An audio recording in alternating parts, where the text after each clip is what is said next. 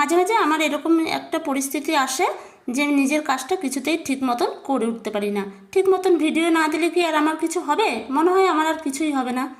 তা যাই হোক, আজকে গেছিলাম একটু বাইরে, সেখান থেকে ফেরার পথে দেখলাম বিশাল বড় একটা বহু বছরের পুরনো গাছ কেটে ফেলছে। দেখে একটু খারাপ লাগলো, হয়তো কোনো দরকারই কাটছে। তা আসার সময় একটু বাজারও করে নিয়েছিলাম, আর এরকম বড় বড় দেখে নারকেল কুল নিয়ে এসেছিলাম।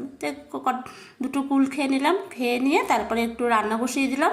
রান্নাতে আছে বেগুন পোড়া, নিরামিষ তরকারি আর ডাল, আর একটু তরকারিও দিয়েছিল। তারপরে খাওয়া দাওয়া করে কাজটা সেরে এগুলো কি ভাজতেছি বলো তো?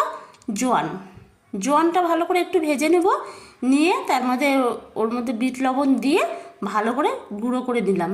নেওয়ার পরে এটা একটু জল দিয়ে ভালো করে মেখে নেব, বেশি পাতলা করব না, একটু শুকনো শুকনো করে মেখে এরকম গোল গোল নাড়ুর মতন ছোট ছোট করে বানিয়ে নেব। আর এটা হজমের